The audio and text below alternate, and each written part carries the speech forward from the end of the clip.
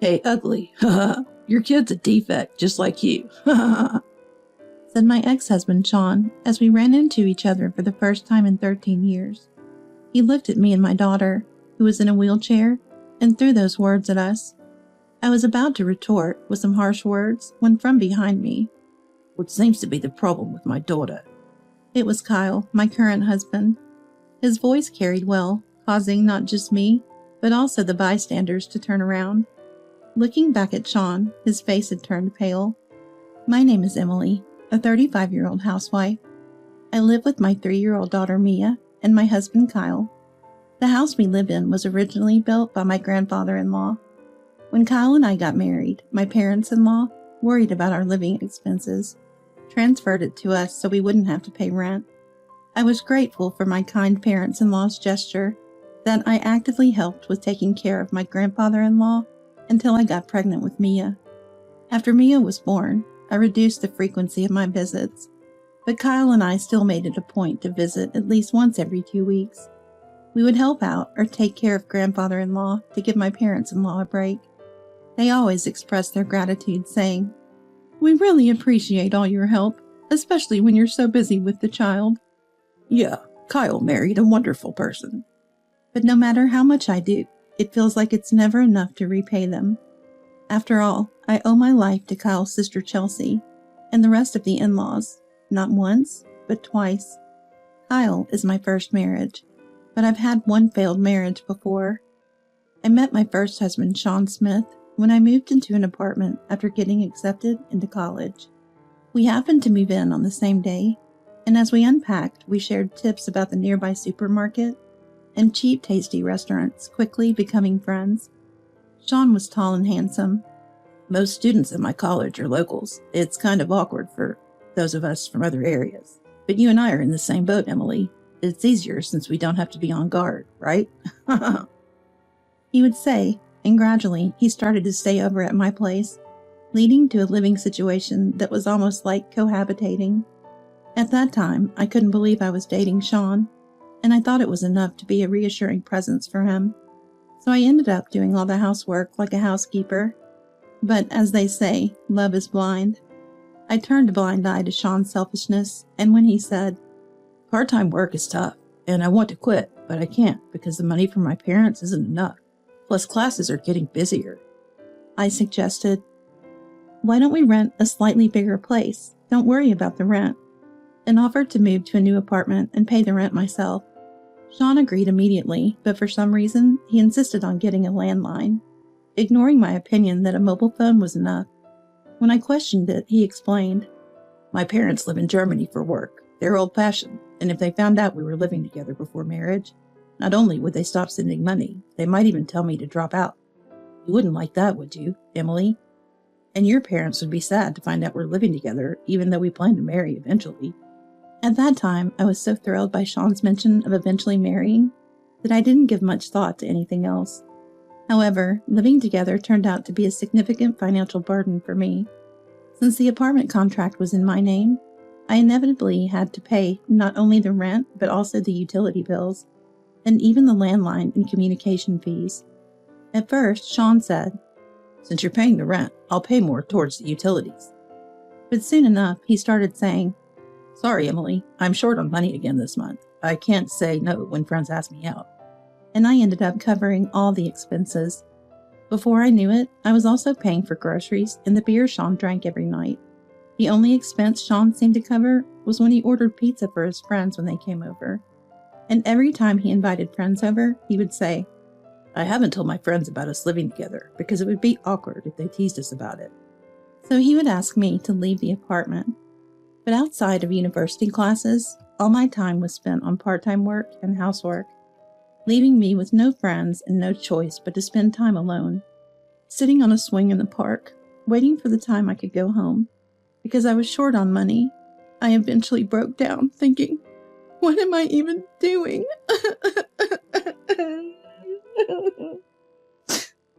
And I couldn't stop my tears.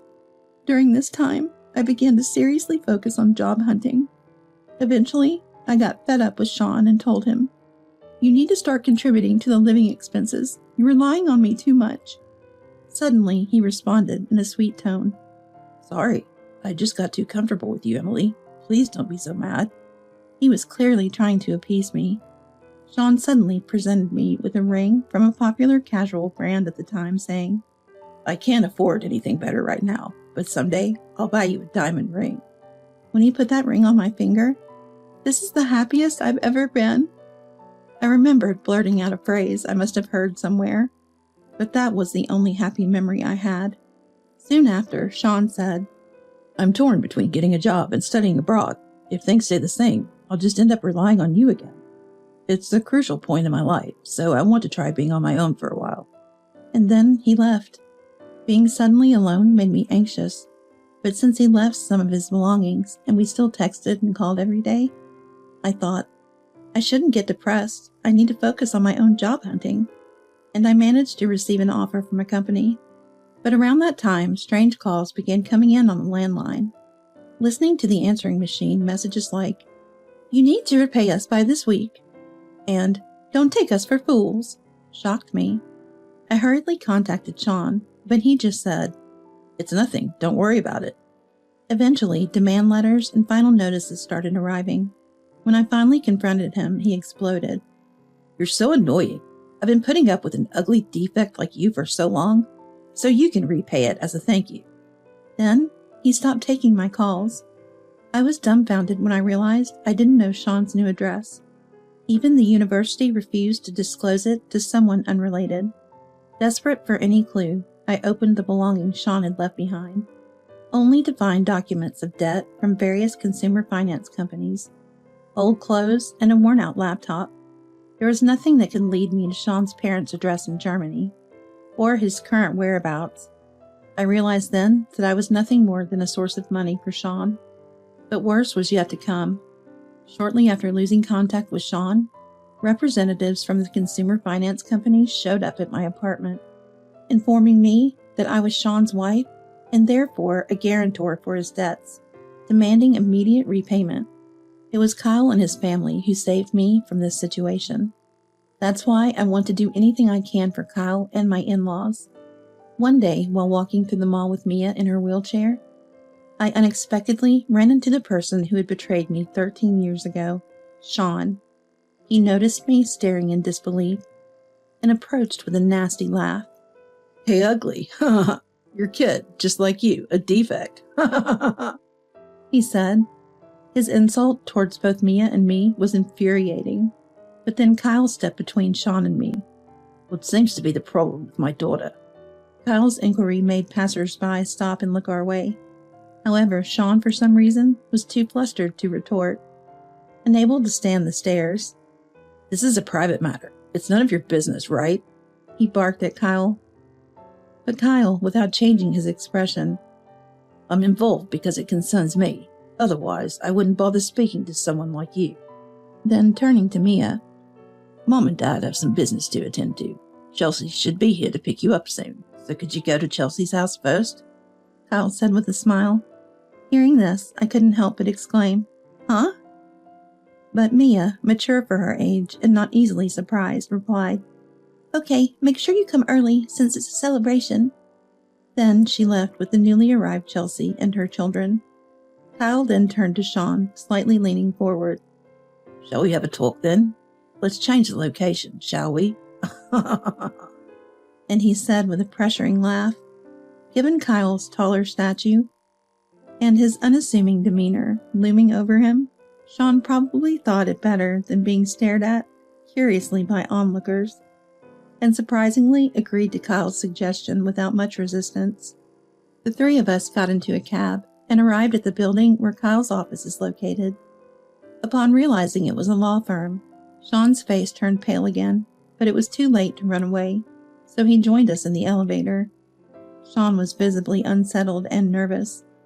Seeing Sean's discomfort, Kyle, with a mischievous smile, It's truly frightening how coincidental it is to meet in person before sending the investigation report to the client, he said. Sean's face grew even paler at these words, but I had no idea what they were talking about. Seeing me like that, Kyle began to explain, to both Sean and me, in a way that was meant to make us listen. The client he mentioned earlier was the chairman of one of Kyle's client companies. The chairman had summoned Kyle to the company to request a background check on a certain man. Facing Kyle's smug smile, Sean's complexion worsened further. As Kyle continued, it turned out that the chairman's granddaughter had fallen deeply in love with a man she met in England and had asked for permission to marry him upon their return to the country, along with seeking a position from him at the company. The chairman's daughter, too, thought it was too abrupt for a sudden return marriage and employment as an executive candidate. After discussing with his daughter, the chairman decided to have Kyle's law firm investigate Sean. Hearing this, I had a bad feeling. Please don't tell me that the man is Sean. I asked Kyle, looking directly at Sean, but before Kyle could answer. What, you're saying it's bad if it's me? We've been over for ages. Who I marry is none of your business. Sean snapped back angrily. While I had no interest or concern for Sean, I harbored plenty of resentment. Sure, we split up, but weren't you the one who ran away after secretly filing for marriage license and making me a guarantor for your debts right before that? I shouted back, and for a moment, Sean looked surprised, but then quickly smiled. You say that, but you wanted to marry me too, didn't you? I just made your dream come true, and in return, you helped with the debt repayment, he said, then turned to look at Kyle. When I checked my passport for renewal, I was relieved to find out I was still single. I was worried you, an ugly defect, might have been waiting for my return, thinking no other man would marry you. Sean began with such a derogatory remark. I was infuriated by his demeaning words, but Kyle, once again, was the one to calm me down. I thought you were being quiet because you had reflected on your actions, but you're still the worst kind of man. He then explained why Sean was still single. The person who advised me when Sean disappeared and the debt collector started showing up was father-in-law John. I was a tutor at the time, and Chelsea was my student. Chelsea was smart, but was often excluded by her classmates, leading to her frequently missed school.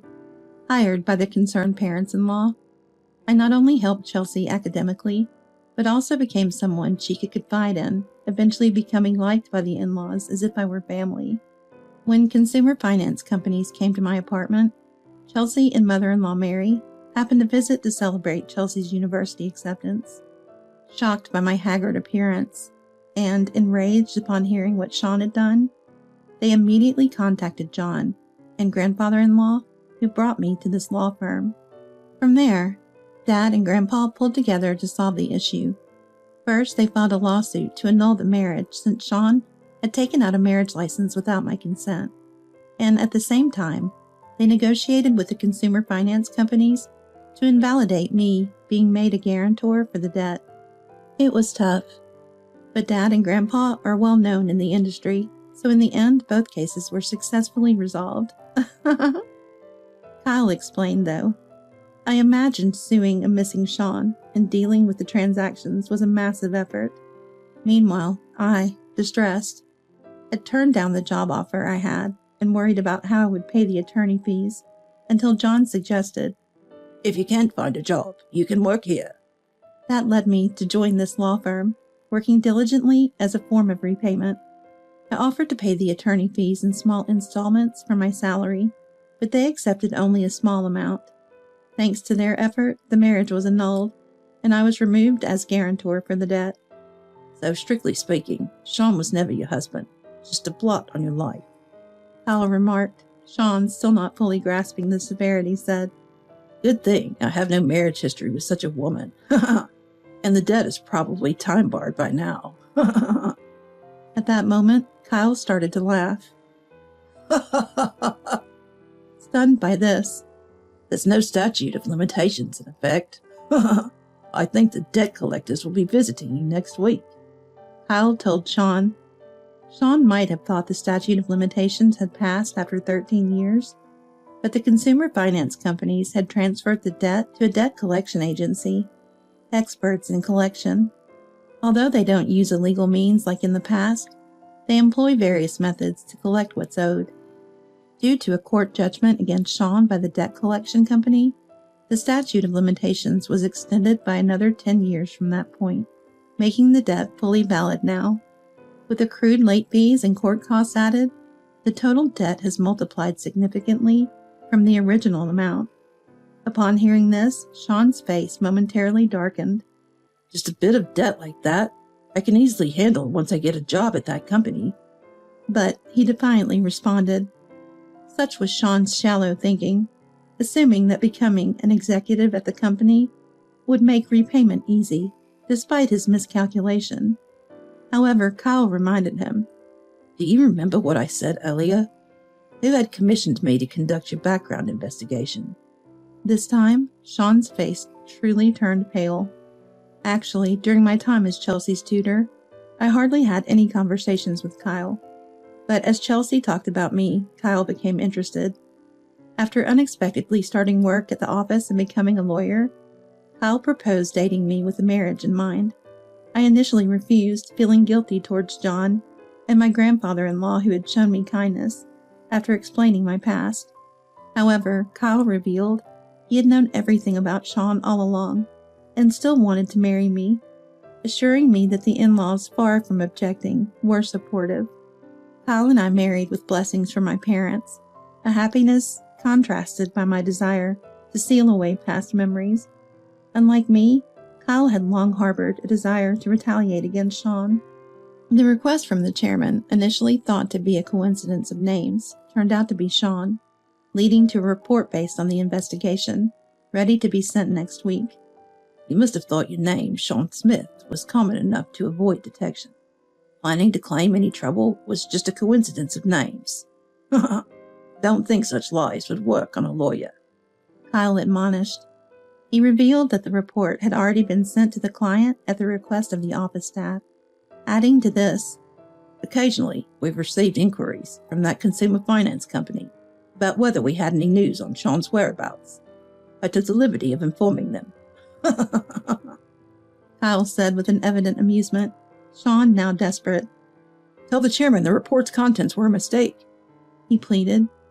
But Kyle, with a cold smile. Why should I? A lawyer lie to a client? Especially not for someone who insulted a child in a wheelchair, he responded. Mia's injury happened when she was knocked over by a passerby while I briefly looked away.